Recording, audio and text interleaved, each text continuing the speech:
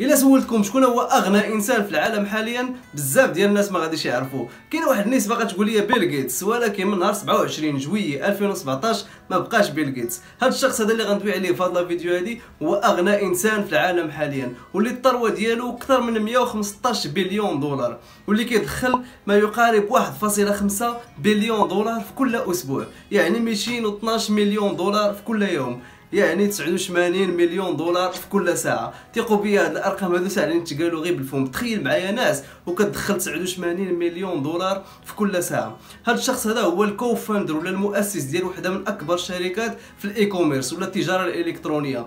الاسم ديالها amazon.com، وعنده شركات كبار بحال بلو اوريجين وبزاف ديال الشركات اخرى. ليديز اند جنتلمان، سيداتي وسادتي، استقبلوا معايا كاملين جيف بيزوس.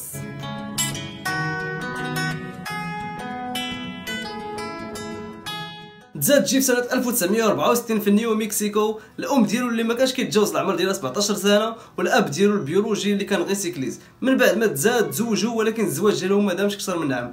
فاش كانت عنده 4 سنين انتقلت الام ديالو من نيو مكسيكو ومشات لتكساس، تجمعوا تعرفات في ميغيل بيزوس. هاد السيد هذا اللي تبنى جيف وعطاه الاسم ديالو، وكان كيتعامل معاه بحال الابن ديالو، واللي كيعتبروا جيف هو الاب ديالو الحقيقي.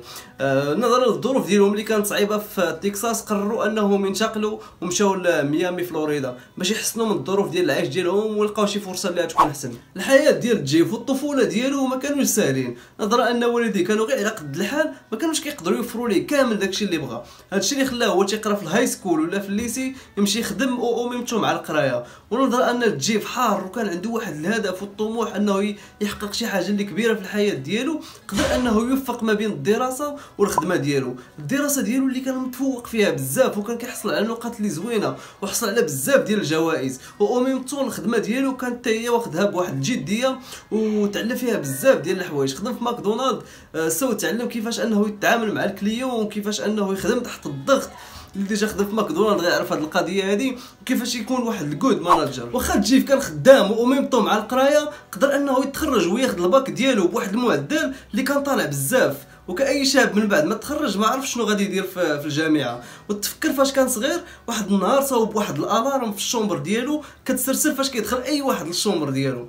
وهنا قرر انه يقرا في اليونيفرسيتي الكتريكال انجينيرين والكمبيوتر ساينس، وتسجل في وحده من احسن الجامعات. نظرا ان النقطه كانت عنده طالعه في البكالوريا ديالو، قدر انه يتسجل في وحده من احسن الجامعات في امريكا اللي سميتها برايستون يونيفرسيتي.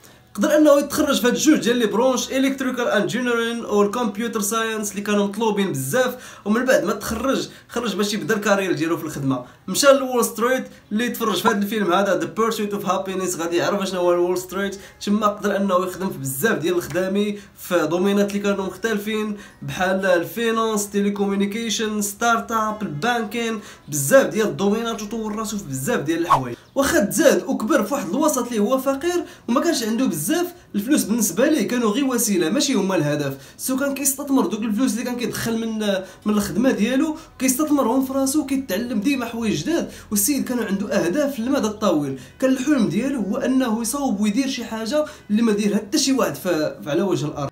سنة 1994 في العمر ديال 30 عام كان جيف بيزوس نائب الرئيس في وحده من اكبر الشركات في العالم في اداره الاستثمارات، واللي فيها تعرف على المدام ديالو ماكنزي بيزوس.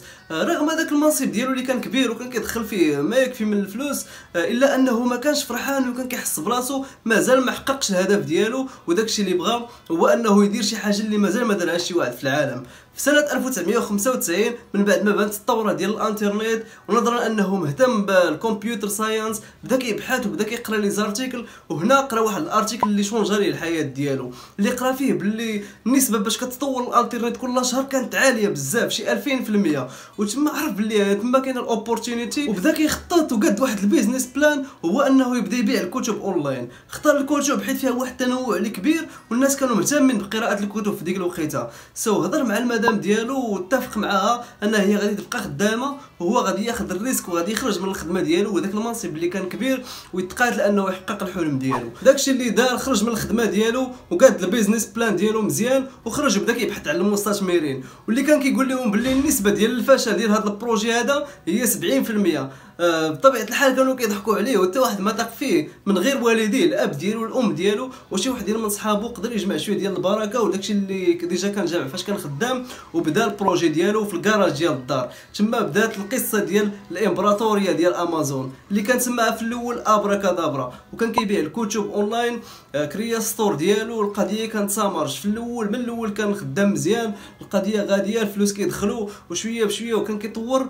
وجيف كيبان لي انا السيكرو ديال النجاح ديالو هي النظره ديالو المستقبليه. كان عنده واحد التفكير لونغ تيرم المدى البعيد. الاول كان كيبيع غير الكتب، ولكن كان عارف وكان مبلاني بلي امازون غادي تبدا تبيع اي حاجه في المستقبل. السيد كان كيحدد الاهداف ديالو بواحد الدقه متناهيه وكان خطير في التخطيط، وكان عنده واحد النظره ثاقبه للمستقبل. وقت قصير من بعد ما نوصل البروجي ديالو بداو كيجيو بزاف ديال المبيعات. البروجي ديالو خدم مزيان، الكتب بداو كيتباعوا بواحد الطريقه خياليه، ما قدرش انه يبدا يدير كلشي سو. بدا كيكبر التيم ديالو، المدام ديالو حتى هي جات خدمات معاه، خدم معاه بزاف ديال الناس، بدا كيدير ليفغيزون شويه، بدا كيبيع لي سي دي ولي دي في دي حتى هما، بدا كيخدم كيبيع الموسيقى والافلام والفيديوهات. البروجي ديالو كبر. في سنه 1999 امازون دوت كوم ولات ملتي بليونير كوربوريشن، ولات شركه كبيره ملتي بليونير. وجيف بيزوس ترشح الشخصيه ديال العام من طرف تايم ماغازين. ولكن الفرحه ديال جيف ما دامتش واحد الوقت طويل. سنه 2000 شركه امازون كتنزل الحضيض وكتفقد 90% من القيمه ديالها بسبب واحد المنافسه اللي كانت شرسه، وبسبب تفرقعات الفقاعه ديال الدوت كوم. سو بانوا بزاف ديال لي شوب اخرين اونلاين، وهذا الشيء كان غادي يتسبب في الافلاس ديال امازون. ولكن لحسن الحظ ديال جيف قدر انه يقنع مستثمرين، وقدر انه يدبر في واحد الكريدي وجمع 2 بليون دولار. ولكن هذا الحدث هذا خلى جيف يدير اعاده ترتيب الاوراق ديالو، وخدم على واحد الاستراتيجي اللي كتركز على 3 ديال لي برانسيب: the customer first, the stay innovative and remain inventive and be patient.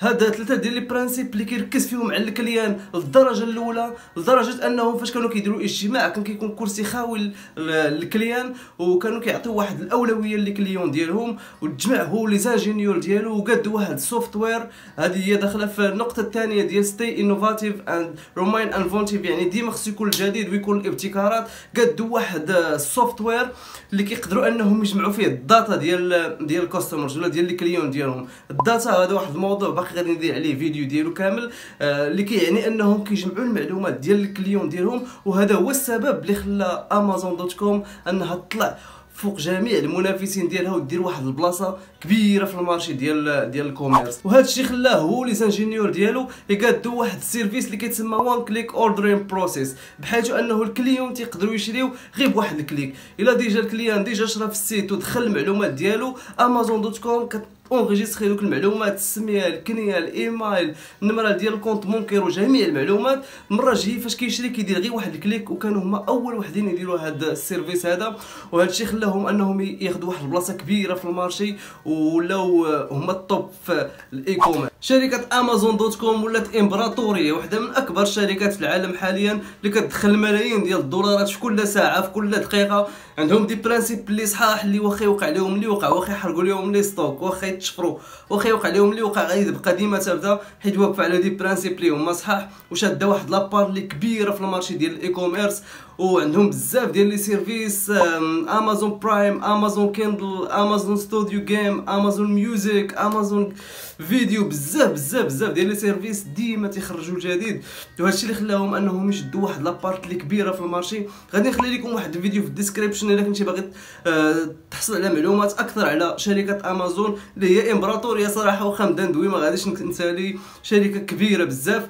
وجيف بيزوس هو اللي كان بدا الشركه هذه من الكراج ديال دارهم، ووصل لهذا ومن الزيرو كيف ما عاودت لكم في ليستوار ديالو. وهنا كنعرفوا بلي حتى شي حاجه ما امبوسيبل، خصو غير يكون عندك دي برانسيب وتكون مامن بالفكره ديالك وتقاتل عليها. جيف بيزوس هذا السيد هذا اللي فيه واحد السورس ديال الانسبيراسيون اللي كبيره بزاف. خصك تفرج في لي سبيتش ديالو، لي زانترفيو ديالو اللي كيوصل فيهم ديما الفكره ديال انك الا كنتي باغي توصل خصك تكون مامن بداك الشيء ديالك، وتكون معول انه غادي تضرب تماره وغتكرفص، وحتى واحد ما غادي يامن بك، وانت غتامن براسك وغتقاتل على داك الشيء اللي بغيتي. وحتى حاجه ما كتجي سهله، وخصك ديما تكون عندك ديك الفيو ديال لونغ تيرم.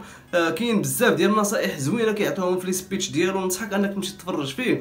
خدام على دي بروجي اللي كبار، بزاف ديال لي بروجي. اكبر واحد فيهم هو البلو اوريجين من بعد امازون، اللي خدام انه يدير رحلات الفضاء بواحد لو كوست، بواحد الثمن اللي هو ناقص شويه. صراحه استمتعت وانا كنصاوب هذا الفيديو ديال هذا السيد هذا، وانا كنتفرج في لي سبيتش ديالو اللي كيعطي واحد الانرجي اللي زوينه بزاف. غادي نخلي لكم هذا البونيس هذا خصكم تفرجوا فيه. شكرا بزاف حيت تفرجتوا في هذا الفيديو هذه حتى الاخر، وهذا ما كان بيس اوت. Everything I've ever done has started small. Amazon started with a couple of people, and Blue Origin started with 5 people, and the budget at Blue Origin was very, very small. Now the budget at Blue Origin approaches $1 billion a year. And next year it'll be more than $1 billion. In Amazon, it literally was 10 people. Today it's 500,000 people, but it's hard to remember for you guys, but for me it's like yesterday I was driving the packages to the post office myself, and hoping one day we could afford a forklift. And so for me, I've seen small things get big, and it's part of this day one mentality. I like treating things as if they're small. You know, Amazon, even though it is a large company, I want it to have the heart and spirit of a small one. The customer is going to be the child. This is so important, because the secret sauce of Amazon, where there are several principles of Amazon, but the number one thing that has made us successful by far is obsessive, compulsive focus on the customer, as opposed to obsession over the competitor. And I talk so often to other CEOs and some other CEOs, and also founders and entrepreneurs, and I can tell that even though they're talking about customers, they're really focusing on competitors. And it is a huge advantage to any company if you can stay focused on your customer instead of your competitor. And in the school, who are the customers? Is it the parents? Is it the teachers? No. It is the child. And that's what we're going to do. We're going to be obsessively, compulsively focused on the child. We're going to be scientific when we can be, and we're going to use heart and intuition when we need to.